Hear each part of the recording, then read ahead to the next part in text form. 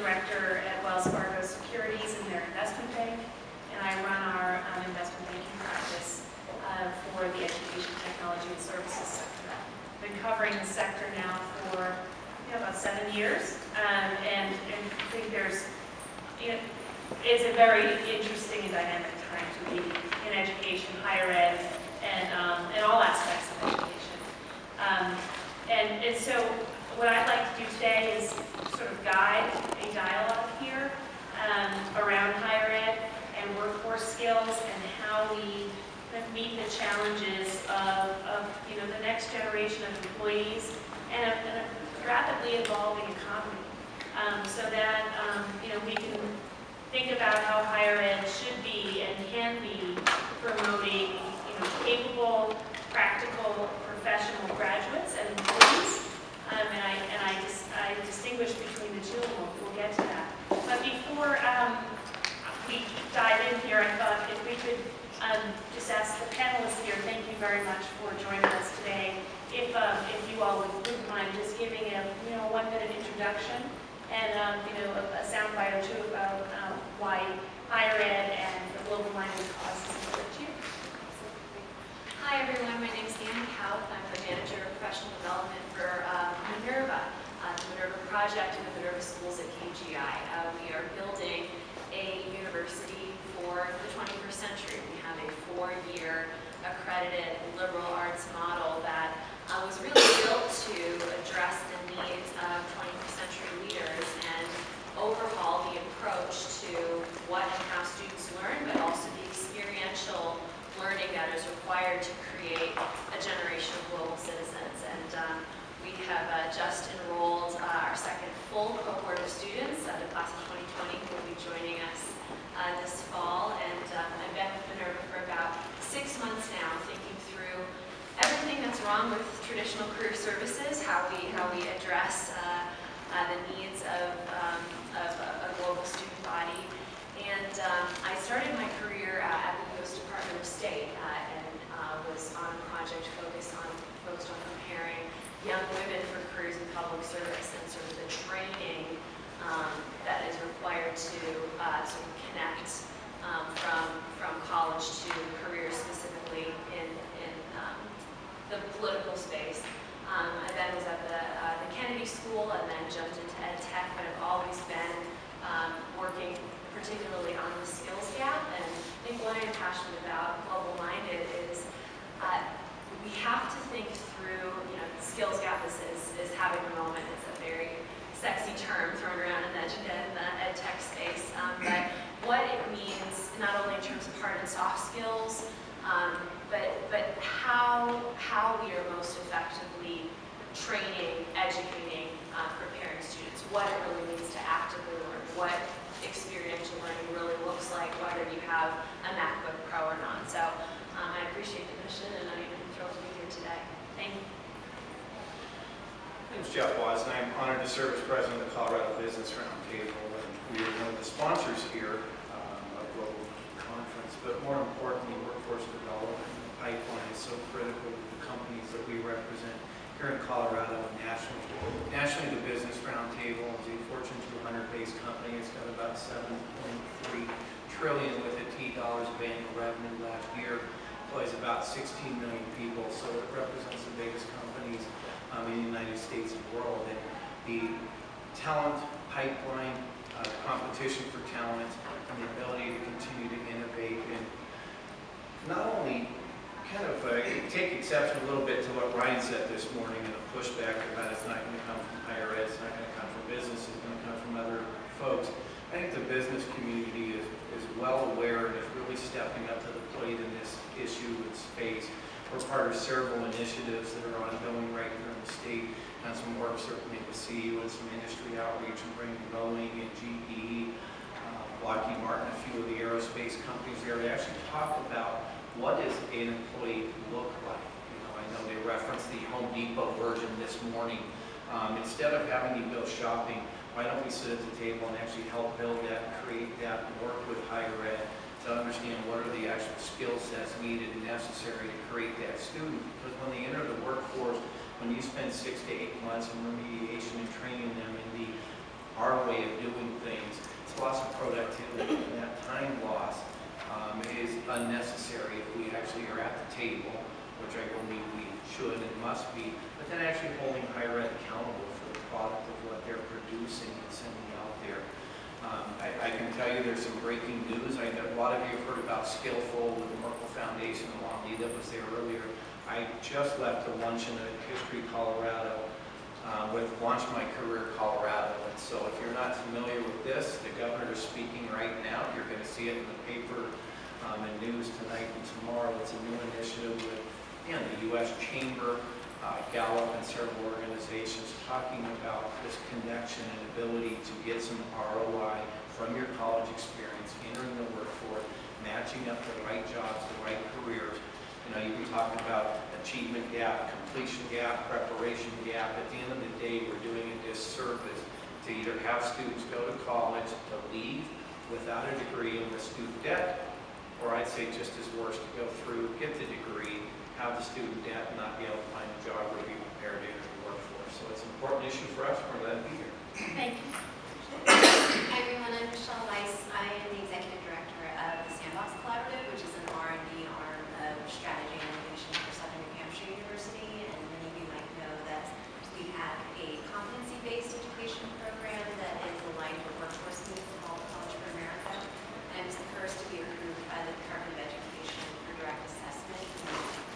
That students can improve through as quickly as they could or needed to in order to prove mastery of a competency. And it's also a very affordable program that's $2,500 a year and is B2B related. So employees are actually able to access the program and pay it back through tuition reimbursement programs. And so one of our biggest partners, we have about 100 employer partners, but one of the biggest is Anthem, and they have enabled all 55,000 of their employees to get a College for America Associate's or Bachelor's degree for free. And so it's a unique opportunity to work for a university that acknowledges directly the importance and relevance of the workforce, especially because so many of our students are the quote-unquote non-traditional students. We have close to 80,000 students, and many of them are working full-time or part-time, and have a lot of life that gets in the way of the pursuit of learning. And a lot of the work that I do in terms of fostering innovation is related to prior work where I worked at the Clayton Christensen Institute for Disruptive Innovation, and it was in that think tank that I actually wrote a book with Clay all about the disruptive potential of online competency-based education that was aligned to workforce needs and the importance of that nexus between higher education and employers, and how we can actually backwards build in a way that could be more affordable, more accessible, and also more targeted and free for students who are looking for skills, for instance, that are just rapidly emerging in our evolving knowledge economy. So that's just sort of a little bit of background on who I am, and happy to answer questions about competency-based ed more generally, or how it ties into how we work with the workforce. Thank you. And I realized I didn't give my full background, and I'd like to, just because it relates to why this is such an important topic for me, and why I'm lucky to have found myself that, despite being in finance, to be able to be supporting, an impact area of the investing community, which is education. But I'm a first-gen student, and I've never identified myself that way, and really didn't come to that conclusion in my own mind until I met Carol last year. And so my father didn't complete high school. My mother completed high school in New York City, but really certainly didn't think about college. I'm one of five, and the three brothers ahead of me didn't attend college. And so I figured out a lot of this on my own. And I'm very committed to finding ways to invest in students' access, but also their mindset around finding a pathway. Because I literally sat on the lawn of our home. I have a visual of it, going through the either Princeton Review or whoever used to produce those huge books of higher ed institutions, and reading with no basis or no foundation in terms of how to make those decisions. solutions. I was fortunate to have folks who were willing to support whatever crazy idea I came up with, but really nothing to point me in one direction versus another. And I went on to college, went on to a job in banking, and then went into the Peace Corps. And so in the Peace Corps, I was a small business development advisor in Zimbabwe, and worked on this very topic. It's interesting how life can have so many circles, but worked on this very topic of how to meet, how to create skills or develop individuals, their skills can link them to jobs or link them to entrepreneurship.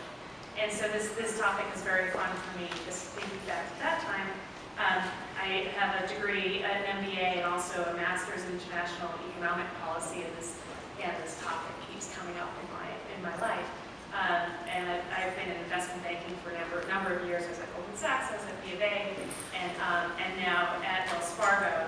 But it's only in the past 7 years I've worked in education. I love this sector. There's so much that we all can do on many different planes within higher ed and bridging that gap. So that's my background.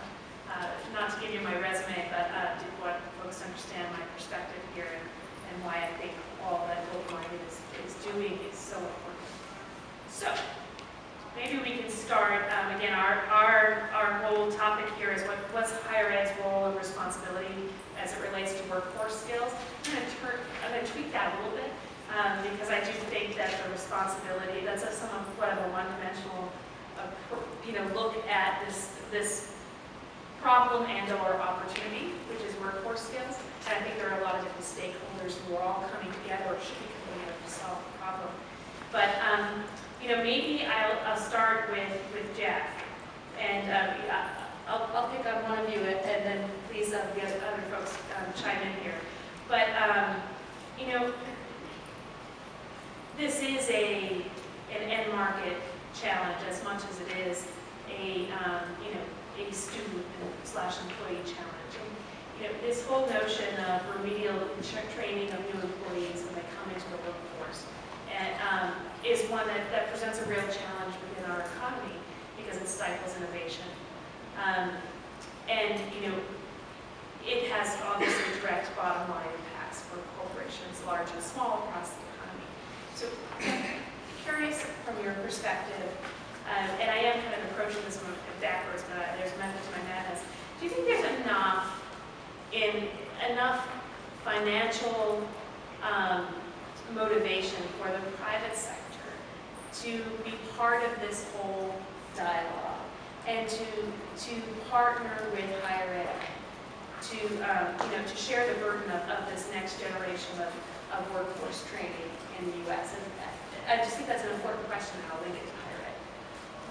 Absolutely, and I think part of the challenge is it's a disconnect on where those dollars and resources are being spent, right? As you're talking about the ongoing training, the mentorships and partnerships with higher ed, that's what's happening inside the business community with the new hires. And we're putting those allocations of scarce resources in tough economic times right now toward an area that if you decided to look at instead of band-aiding everything and get a little bit more active in the education space and sit down and learn how to partner and articulate your needs for your company and the things that you're looking for, you have a much better fit. I come from education. I know people get shocked when they hear that because I've been a business owner, run a business roundtable, but I spent 17 years in the classroom as an administrator at LPS. I started in 5th grade. And you get in 5th grade and the kids come to you and you go, what the heck did the 4th grade teacher do all year with these kids? And I figured out elementary school was not the best fit for me, and I went to middle school. And you get to middle school and you go, what did they do in elementary? And I went to high school and you thought, what did they do in elementary? And you get to college, they wonder what they're teaching in high school. And guess what? Now I'm in business, and now the question is, what are they teaching in college? These kids have no numeracy skills. They're not equipped. They're not ready to come into the workforce. And I think, again, it goes back to, if you're looking at ROI, true company bottom line investment, you heard things about a 5th job, and to me, I shudder when I hear things like that. At what point do we not create an opportunity when you're talking about those types of engagements and skills and the type of career where people can find their passion, that feel respectful, that feel the purpose, and they go to work and they work there for 30 years and they get the watch and the pat on the back and go home, versus this constant revolving and churn and burn that's happening in there. Because not only do you have the disconnect in hiring and retraining and remediation skills, then you're turning around and putting all the dollars into going out and hiring and replacing and maintaining. The cycle can be fixed, I think, very easily. And again, I think it's not only a should they, it's a must if you're really worrying about the future. And the competitive advantages, competition for talent is real. And people understand that when you sit down and start looking at the telecom industry or aerospace industry and the types of students that you're producing, the numbers of students that are producing, there's choices there. And if you want to be competitive, you want to bring them to your company, you need to understand some of those critical needs to help that process instead of band-aiding and fixing and complaining about it later. Thank you. Michelle, any additional comments? No, I think what you mentioned about articulating is really important. So one of the things that we've noticed is we've tried to bridge sort of the gap between higher education and employers is that employers often have a very difficult time articulating precisely what it is that they're looking for. So they'll throw out words like critical thinking, collaboration, teamwork. These are all these sorts of things that liberal arts studies reportedly also prepare students for. So you have these very broad-based kinds of competencies that are often articulated. And, I think a lot of people who work in competency-based ed have found that, when you go work with employers or state boards, sometimes it helps to bring a tool to help them actually understand what precisely those competencies are that they're trying to articulate, so that you can then kind of backwards map specific programs that are tailored for them and understand why is it that that job has been unfilled for so long, what precisely in terms of levels of grit and persistence is it that they're looking for. What's fascinating is we've built a tuition reimbursement program, but what's incredible is if you go to most corporations, no one is measuring the return on the investment of that tuition reimbursement program, and yet most corporations do have them, usually up to about $5,000 per year. At the same time, most employers expect and kind of hope that their employees don't take advantage of that benefit too. So there has to be, again, some sort of coming together on both sides, right? Where the onus is not only on higher education institutions to make their curriculum more relevant to labor market demand or more translatable for students to understand how those skills translate into the workforce.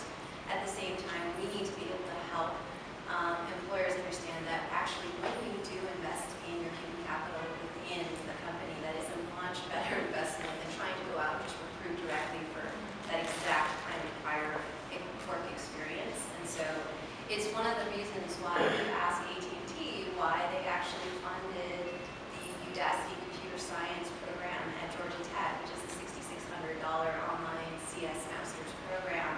It's because they realized they cannot just go out and find 20,000 new engineers just out of nowhere. They just can't go recruit like that. The expense and the difficulty of finding those people, it's just too high a barrier. And so they realized they needed to mold their workforce from within. And I think the forward-thinking companies are understanding that that investment on their human capital within is something that they really need to devote more attention to and also measure the impact on the performance of those students. And so we've had really wonderful sort of qualitative studies done, and we're now moving into more formal ROI studies. But just when the Ebola epidemic, for instance, was going on, we had a healthcare management student who was doing our College for America program and realized that the protocol within their hospital in Texas, where Ebola actually was not sufficient. And so on her own, she initiated creating a new protocol and brought it to her manager and showed it to the manager. And the manager was just completely impressed that suddenly there was this kind of confidence and the soft skills building within that student. And so we see these really nicely nuanced results where the impact is clear on the students. But again, that the collaboration and connection really has to occur between both sides. Both sides have to be at the table. So we said this isn't just about providing access and opportunity to students who will then be employees or solving a a workforce problem from the perspective of just the underserved in an important part of this whole equation, but that there is a broader economic problem to be solved here, and higher ed, broadly defined, is in the middle of it and really serves an important role as we think about how you bring all these parties together and find, match problems and solutions and start asking the right questions. So with that, let's start here. So challenge number one. When the jobs of the future are still being created, and traditional higher ed universities, et cetera, are notably slow to adapt and evolve anyway, how do we think about workforce and skills development in that context? And what needs to happen within the traditional institutions, and or what needs to supplement them to kind of solve this problem? I'll let you start. Thank you. Teed up beautifully the Minerva founding thesis, which is that higher education over time has evolved accidentally and not deliberately to meet students where they're at. Harvard was founded 400 years ago to educate the clergy. Slowly but surely, colleges and universities have come to meet their own set of imperatives around research and production and output and endowments, and there's been less of a focus on the student and who they are in fact educating and preparing. I think in terms of what Michelle had said about articulation, having students over the course of 4 years get to a place where they can articulate clearly not only what they care about and sort of who they are as people and as global citizens and contributors, but also what they're good at and how they can best start their career is a real challenge. And we as an institution took a step back, and my founding dean, Kauth, who's the Dean of Social Sciences at Harvard for 20 years, brought together a team of academics that worked with an employer advisory board to take the best practices in liberal arts, and sort of the best research out there on, what and how students learn, along with what the market was saying, or what employers were saying about sort of those essential skills. And essentially, our students start with a cornerstone course that is broken down in sort of four pillars and 120, we call them HCs, foundational concepts and habits of mind, which is everything from identifying the right problem to forming an argument to the best alternative to the negotiated agreement. All these measures that, along with content mastery, keep them on track for hitting those hard and soft skills that are essential to adapt and to articulate what it is that they are good at. I think the other piece of this too with adaptability is that the class of 2015 will have on average 27 jobs over the course of their career. And those will be across industry area, across functional area. And so for me, as the head of professional development at a new university, to say to a student upon graduation that I have given you over the course of 4 years the chance to guess and check, again, the chance to, through research opportunities, through internship opportunities, through term time, work placement, to have a really rich understanding of different industry areas and different functional areas, and to have that confidence to go out and to adapt is really my mandate, and it's a scary one. I am certainly a member of the generation that I am now assisting with this. But we at Minerva have had some exciting results. 87% of my freshmen, who are now rising sophomores, are in internships or research positions this summer.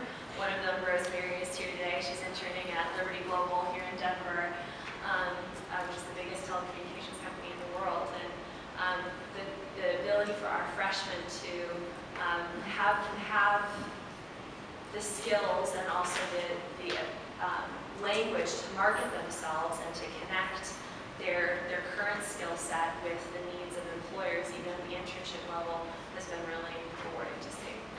Thanks. All right, Michelle, for you. Controversial question, but it's one that's been asked many times. I'm not the first one to throw it out there. But is higher education as traditionally defined then a dated concept? And does the concept of traditional university over time go away? Meaning, can I stop putting, contributing to the 529 plan now, as I tell my husband I should? Or, this whole notion of cost of education and student ROI as it relates to a fairly traditional construct. How do you think about that? Yeah, so I am not, so even though I actually used to teach, I actually used to be a traditional college English professor, but I am the worst person to ask for this question because I am on the opposite side of the spectrum where I actually don't believe we need to invest in forward money in 529, because I really do believe that there will be a proliferation of more and alternative pathways, and just because there's just no way in which we can expect 4 years, even a really robust program like Minerva, which I think does an amazing job of turning that kind of knowledge formation into learning how to do something and apply that knowledge.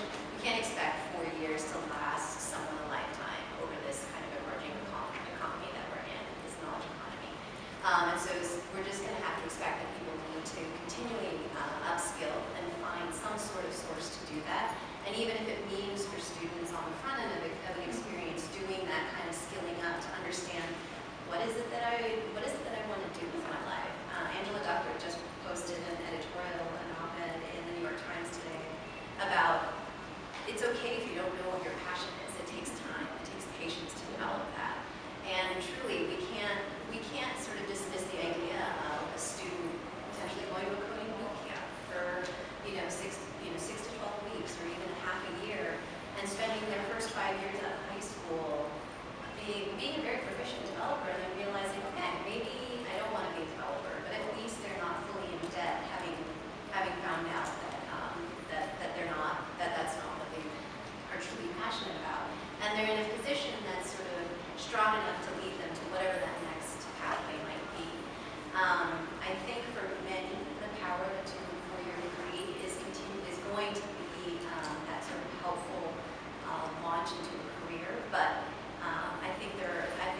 I really believe in the power of some of these alternative pathways that are emerging simply because we don't do a good enough job in traditional higher ed of helping students take those very important liberal arts competencies and apply them in the workforce. It's why there are now startups like Koru and Fullbridge, which actually force juniors and seniors to pay even more on top of a 4 year degree to get skilled up in learning how to translate those skills. So it's almost like a finishing school to a liberal arts experience where they're helping the students understand what these workforce competencies are that they need in order to be successful in the workforce. So that's just, that just can't hold in terms of the cost at which we are forcing students and families to bear, trying to just sort of figure that piece out. So I think, so I'm on a commission right now on the future of higher education with a bunch of presidents of traditional universities. And there was a discussion about, well, I don't think we should call all these post-secondary experiences college. Like there was this intense desire to keep colleges sacred. And I really believe that that blurring is going to happen. And it's not a bad thing if we blur what we think of college and post-secondary, just because we have to. We have to acknowledge that we need almost like a subscription period for a lifetime to continually renew and upskill in order to move forward in our careers. I came prepared for many jokes depending on the question. If you throw out the dated, we were hosting the ambassador of Canada in his first trip outside of the embassy in Washington. And he told a joke. We were sitting down about education. That was coincidence to the conversation he was actually here for.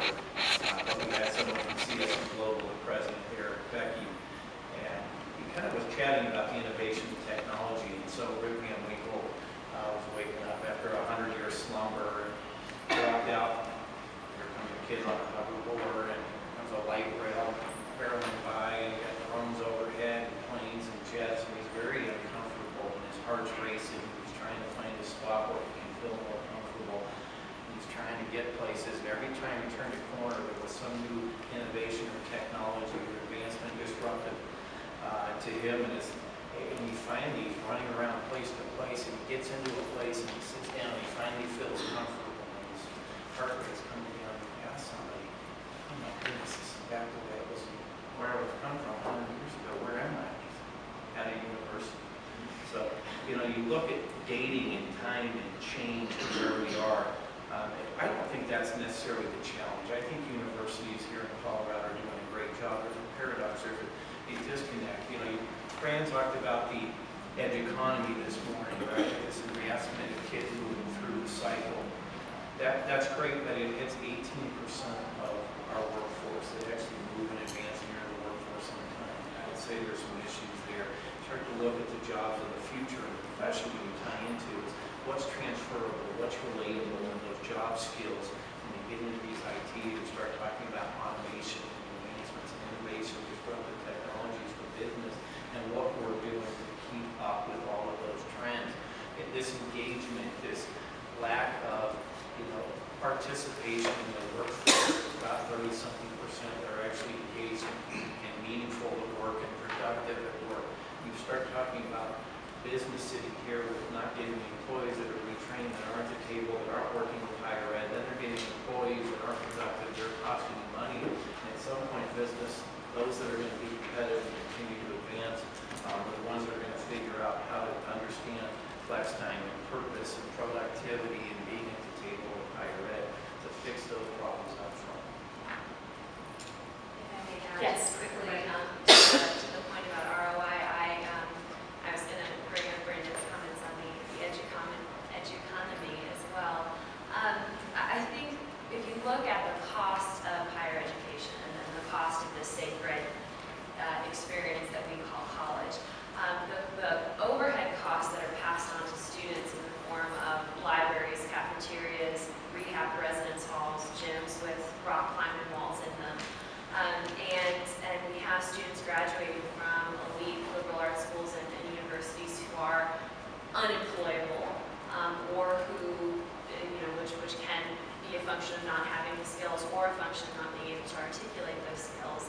I think the day is absolutely coming to Michelle's point where the sort of broader range of post-secondary experiences will really be embraced as the best option if they do connect students to a more tangible ROI.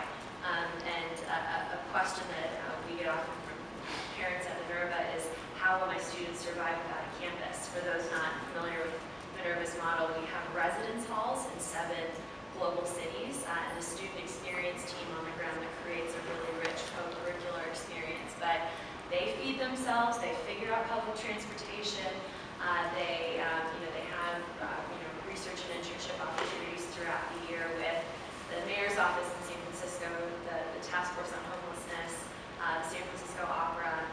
So they get to be a part of the city. But I think that the idea of college that is so tied to the brick and mortar vision is something that will die hard, but it's going to die more quickly than I think a lot of us anticipate. So, last formal question, I'd like to open it up to questions in the room.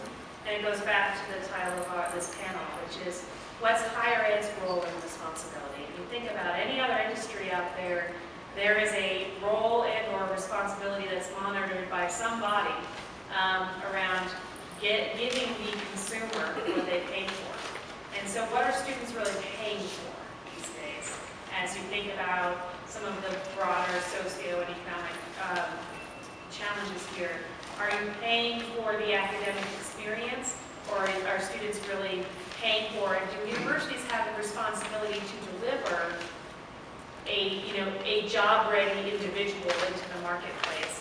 And so you all can respond in whatever order, but I'd like to just explore that. Is there now a broader, larger role for career services within some of these organizations? within all universities to create that pillar as an equal pillar to the educational experience, or at least some comparable or relatively important pillar. I think you'll see that even as you go. Just anecdotally, one of my colleagues was just taking his daughter around for college tours, and he has an older son, who's probably 6 years older, and so he noticed the difference with his older son 6 years ago. We were tough times in our economy. The questions were being asked in the tour in terms of what can you guarantee for job placement. Some of these questions were starting to be asked and they weren't answered, and they were diverted. Now, with his daughter going through the same experience, those questions are being proactively addressed throughout the course of an experience on campus reviewing the different schools. So there is a shift, and I'm rambling, but let's just talk about that. What is the responsibility in terms of what are universities required to deliver in return for the steep costs that students are paying for education today? Yeah, I'll absolutely start. Again, speaking from a unique vantage point from inside a student-centric university where our cost is $10,000 a year in tuition. Our deliverable, our role is to prepare students to be global citizens, to be fluent in not only their major area of study, but also in a really broad-based set of knowledge, and then also hard and soft skills and behaviors and mindsets to set them up for success in their careers. And on the Minerva tour, part of the professional development agency, which I'm building out, that we do guarantee is placement. We say you will have research opportunities, you will have internships, and Minerva has staff dedicated to connecting on a pretty authentic level with employers, meeting them where they're at, asking them about the skills gap that they're experiencing with their millennial employees, and creating a relationship and kind of pipeline for Minerva students to go into these top jobs. So I think that is going to be a larger trend that universities are held to delivering jobs. It may end up being a real talent agency model. I mean, what we're doing has often been likened to what is done in Hollywood, where you have an agent at your university who connects you with real opportunities based on your skills and interest. Again, much harder at scale. We have only a few hundred students now. At the University of Michigan, that would likely not be possible right now. But as we listen to what employers need and what is sustainable in the long term, I think that over the next decade or so, that will be a pretty reasonable ROI. Question. Well, Paula, I respond to. I'm going to take 9, so I'll come under the gun. It's really what accountability and what is success and how do you measure success? The number of students, the number of degrees. To me, in the business community, it's very simple. Are the kids placed in jobs? Are they prepared? Are they trained into the workforce? And I think we need to start holding education institutions accountable for that measurement. It comes from the parents and the business community. The churn and burn of degrees and trying to get people through the pipeline and send them out the door in 4 years and paying them their tuition dollars, let alone the debt that may have piled on top of it, to then start to say, where are our kids now? How do you track that? And are we getting them in employable position? I think it comes down to several factors, right? And I know you can look in the K-12 system where I came out of, what is a college counselor in a high school do today when they have 500 students per counselor in there, and how are they actually sitting down and talking to students? My family's LDS, right? It was, you're going to BYU. Well, I went to BYU on a 4-year education scholarship, and after the first year, I was not invited back.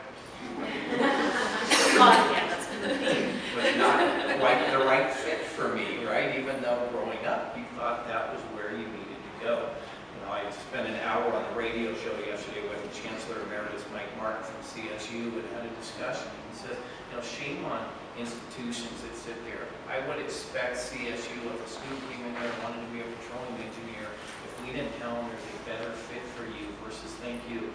How many colleges are turning away people because it's not the right fit, or trying to figure out how much income or revenue, or can we create our own program when there's somebody else that's better suited to provide those services? We need to be making and taking, I think, some of those hard decisions. Thanks. Michelle? I would say that if you think about what it is that people believe they're paying for sort of traditional college education, and I think what faculty and administrators might argue is that we pay for a kind of learning that is scaffolded in a way that the faculty believes is meaningful. And I think that is where, I think that's where Minerva is kind of trying to blow that model up, right, and question whether that truly is really that kind of sacred piece or not.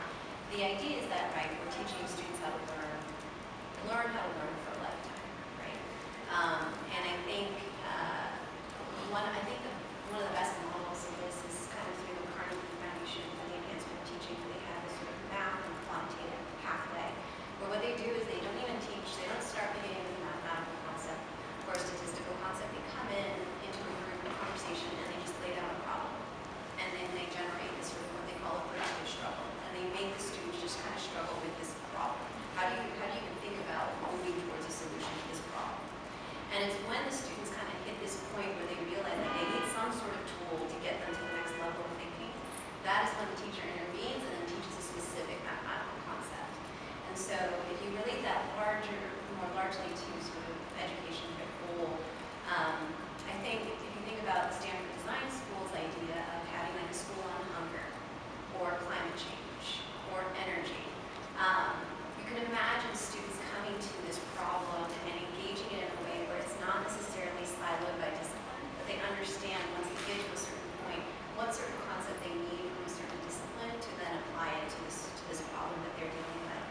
The challenge is this all sounds better in theory, but most institutions are butting up against traditional accreditation, which believes that that scaffolding is kind of fixed, and this is the way we need to move students through learning. And so that's where the challenges lie. But at least we can do sort of incremental steps for universities that are not as nimble. I think there was just a study that came out today from Learning Loss Technologies in the Chronicle where it's kind of reaffirming this idea that if you have a liberal arts major and you just give them some sort of internship, minor, specialization in one of these 8 domains like IT networking or graphic design, or one of these sorts of hard skills that they can come away with when they graduate, they will be eligible for almost double the amount of jobs that they were prior to learning that skill. So there are these kinds of incremental steps that we can move toward while we face regulatory barriers and accreditation barriers. But I think if we think about sort of those bigger models as the way we want to go to enable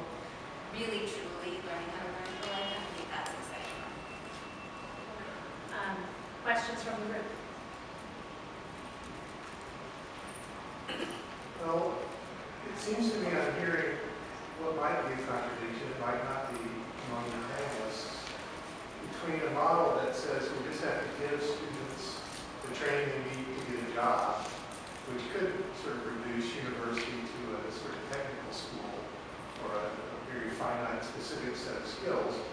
And then the other voice I'm hearing in the panel is, let's provide, since they're going to have, how many jobs somebody said? 27.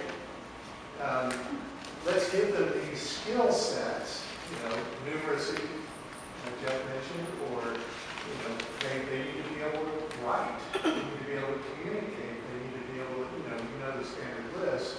And that's a more general, broad, skills-based approach, which can be tied to a traditional liberal arts and sciences-based education.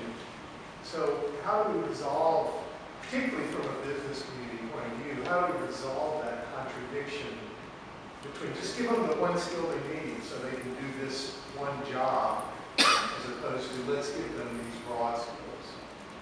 I think it's very simple, and I refer back to the in and out model a lot, right? incredibly successful burger franchise in California. I'm fighting to get one in Colorado. If I do it, I will be governor. I got that figured out yet, but we're working on it. You know, you walk in and there's the menu. You want a single or a double fries, you want a Coke or a shake, period, right? They sell. And then you flip that into Burger King and McDonald's and have salads and fish and breakfast and 1,000 other things and are struggling, right? At some point, you've got to figure out what choice means and what free market and opportunity. And I think there's a spot for both, but we've got to do a better job explaining what those are, articulating what that is, and getting the right fit so the students enter the right system so they don't waste time or incur debt or get frustrated, throw it out, and end up in your parents' basements again. So Jeff, in my former life, I was a restaurant thinker, and so it actually works well here. So the In-N-Out is very simple, but they also have a secret menu. So you know, make it simple and leave it to the consumer to, you know, voice what they want, and you know, and that gains momentum and adds something behind the scenes or otherwise, right? That was take one more question. I've heard the terms, there's a skills gap, but how do we get industry to see the transferable skills that students bring to the table with their liberal arts background, you know, and their co-curricular activities? Like what Brandon said at the opening session, he was saying some of the things that are really trademarks for success are the internships, the mentor, the coaching, having semester-long projects, and a lot of these co-curricular activities, being a part of a club, organizing a big event, contribute to that. But does industry really see the value in that? And how can we help our students articulate that better so that they can be a better fit for that job? I'm gonna add on to your question and make it specific here, because it's, you know, is there a role here for an intermediary? And I'm going to throw out workforce boards or something like that within the community to play translator here? I think yes, very quickly and short, to the industry side, the companies that get it are going to win, right? It's very simple. You mentioned AT&T, which is a business roundtable client. I just left a luncheon with IBM and their PTech and everything that IBM's investing. I know Lockheed Martin and Boeing are part of the CU community. Those industries that understand the disconnect and what their future looks like and how they're going to remain globally competitive in this stage of the competition for talent will be there and will figure that out. Those that don't are going to continue to suffer. Those jobs aren't there in Camp Paula, Carton, India, at Home Depot. As much as that sounds great, the need is there and people are fighting for talent. And it goes, and I'm a policy guy, right? That's what the roundtable is. We deal with policies all day long. You start talking about these great education institutions that have students here that we're training from foreign countries in here that we have to turn around, send back to turn around, compete against the very businesses that should have been at the table to be able to employ them, right? We've got to fix things like immigration, the ability to hire these talent that's out there. There's a lot of work to be done, but I think as you can hear the smart people on either side of me, they're figuring that out. The hard part is we need it now. And this isn't a magic formula. There's no magic wand that's going to create that change instantaneously. Businesses are a very big disadvantage, right? If it's broke, you fix it. If it doesn't work, you don't do it anymore. You pivot, you change, you create innovations, you go higher. But we're talking about that lag time, right, of being able to continue to create the pipeline of students that need to work through that system to get them into business, to be in positions,